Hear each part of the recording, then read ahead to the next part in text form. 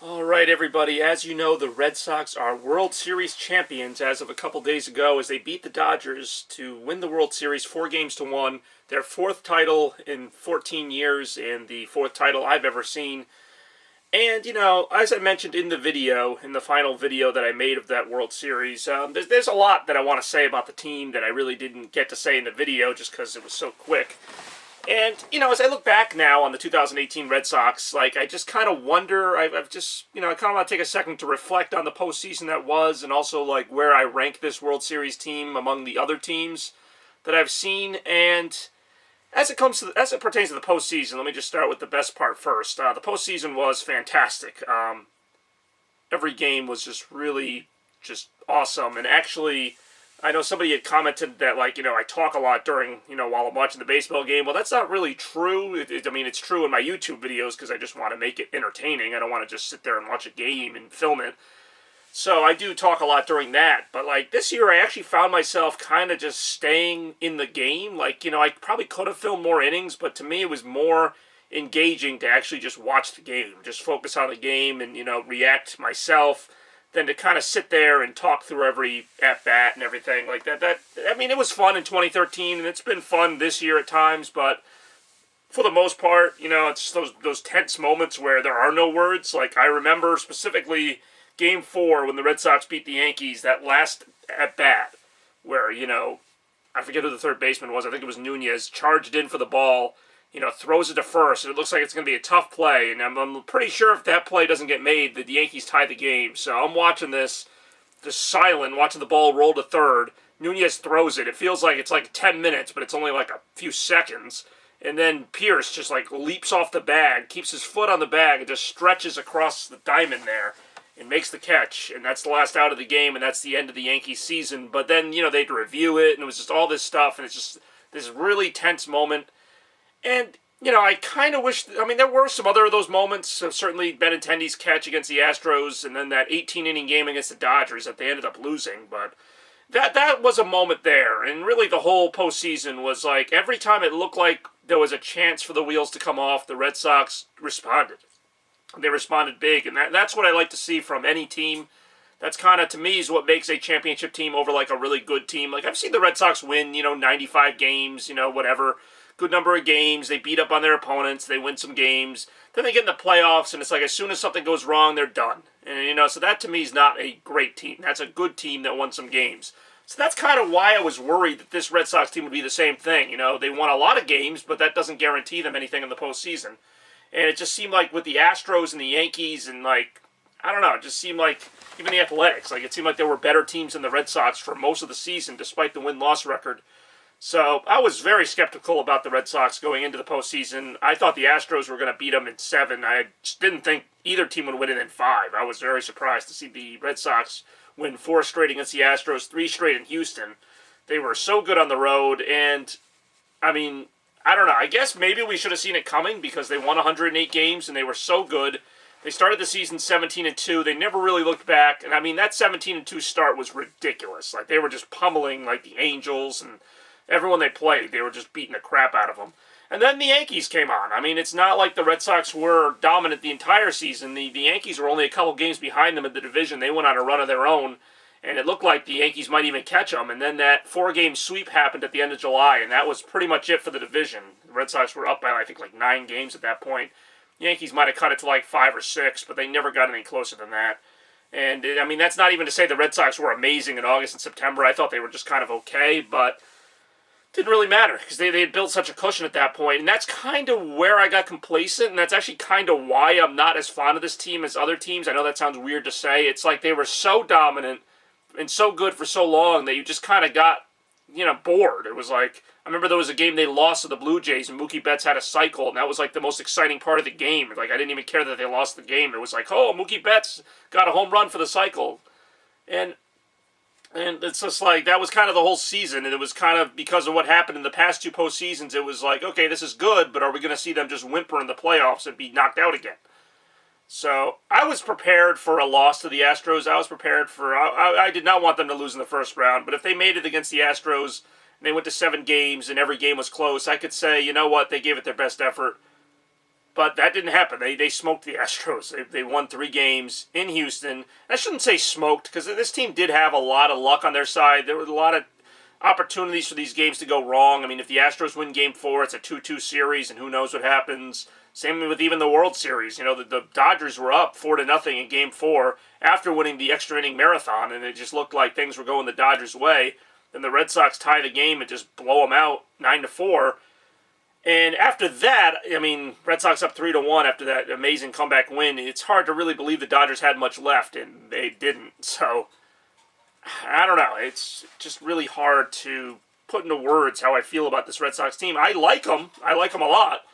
And I just, all through the season, there was this thought in my head that they could win the World Series, but it just didn't feel like the World Series runs of years past, and maybe it's just because there wasn't really that adversity, other than the Yankees getting within a game of them at one point. Like, it just felt like they were so far ahead of everyone else. They were beating up on the Orioles and the Blue Jays, and there were a lot of bad teams in baseball this year, not to take away from the Red Sox, but there were some awful teams. I mean, there usually are a few, but it just seemed like there were more than usual. The Royals weren't that great. The Rangers, I don't know. And, I mean, the Red Sox don't play those teams that often, so that doesn't really account for a lot of their wins. They still had to beat the Yankees. They had to beat the Astros, and that was the problem, is that the Red Sox had kind of a lousy record against the playoff teams, like the Astros and the Athletics and the Yankees. Like, they were like right around 500, which I guess is where you figure they would be. 2 good teams play each other. They're going to win their fair share of games and lose their fair share of games. So, I don't know. It was nothing like devastating, but it didn't inspire me with confidence that the Red Sox were going to go into the playoffs and just start smoking the Astros. But, they won the World Series. Again, it's kind of fluky, but that was kind of what happened. And I'm excited, obviously. Now, there's a couple different questions I have that I don't think they have kind of weird answers. And one of them is this the best Red Sox team of all time? And the other one is it my favorite World Series team of all time? They're kind of different things, because greatest to me is kind of a more objective thing. Like, it's, was this team better than 2004, 2007, and 2013? I think they were, just because a lot of people want to say the 2004 team was so great because of the big comeback against the Yankees, but they still had to come back. They lost 3 games to the Yankees. They got blown out in Game 3, 19-8. They looked like they were dead in Game 4 until Dave Roberts stole that base. So, I mean, the Red Sox, as amazing as that comeback was in 2004, and that was a great team with Manny and Ortiz and Schilling and Pedro, and actually I'll get to that in a second, just all the great pitching they had and the clutch hitting. That team still had to go to 7 games against the Yankees to, squeak out that series. And then they swept the Cardinals, so the Cardinals were a really good team that year. So, I mean, they would have to be in the conversation for best Red Sox team of all time. The 2007 team I really liked, but again, they fell behind 3-1 to the Indians. They ended up winning that series and then sweeping the Rockies. I say the 2007 team is one that kind of gets overlooked just because they were, the one after 2004, which was the beloved one, and then, 2013 happened, and 2007 just kind of in there. But that was such a great season, 2007. The Red Sox, it was kind of like this year where they were never really in doubt. Like, they were just one of the best teams in the league, if not the best team all season long. And then you have 2013, which is, I mean, I don't think they're the greatest World Series team. In fact, you could make the case they're the weakest of the teams that won the World Series, just in terms of, they won it, but it just seemed like, I don't know. I can't take anything away from the 13 Red Sox, because that is one of my favorite teams of all time. And then this year's team, I just think, was so much more dominant, winning all those games on the road. They won. They only lost 3 games in the postseason, which so did the 2007 Red Sox. And they only lost the 3 games. Actually, I think the 2004 Red Sox only lost 3 games as well to the Yankees. But anyway, the point is, just the way the Red Sox won this year, just how, they really came together as a team. But then in that same conversation, as I was mentioning with Pedro and Schilling and even Beckett in 2007 and Lester in 2013, this year's team, I mean, yes, Chris Sale is a dominant pitcher, but he wasn't dominant in the playoffs. He only went 4 or 5 innings every start, came out of the bullpen and looked pretty good, actually ended the World Series for them. But the Red Sox this year didn't really have that dominant pitcher, not like Schilling, not like Pedro, not like, Lester or Lackey, where you knew they were going to give you 6 or 7 innings of really good baseball. They had guys who came through. They had Evaldi, who had a couple good starts. Porcello really wasn't great in his starts. A lot of the starters only went 4 or 5 innings, and they might have kept them in the game, but that's not... I don't know. To me, when I think of the greatest Red Sox postseason performances, I think of Josh Beckett, Game 1 against the Angels in 2007, throwing a complete game shutout, just like how dominant he was. And again, when they needed him in Game 5 in 2007, just how dominant he was against the Indians. I think of some of these like really just dominant pitchers that like Schilling, of course, the bloody sock and all that. And this year, I mean, I know David Price was good for a couple starts. I know Evaldi was good for a start against the Yankees, and again in the World Series with that 7-inning relief performance. But other than those moments, like I don't get the same like feeling of like, oh yeah, this guy's got it. Like even with David Price, I never thought, oh, this guy's got it, like the whole time in Game 5 of the World Series. But they did, and I have to give them their due. Part of it too is nostalgia in terms of like my favorite Red Sox teams, because the 2013 team was just so awesome. Like I loved the whole storyline, even before the marathon bombing. Although that obviously was a big part of it. I just love the idea that they brought this team together. It was 2 years after the best team ever failed with Adrian Gonzalez and Carl Crawford and all them. That was a massive collapse. Who knows what would have happened if they made the playoffs, but they didn't. So, that team got torn apart in 2012. And then 2013, they bring in guys like Napoli and Victorino, Ryan Dempster, guys who were like, okay, kind of toward the end of their career, but still have something to prove.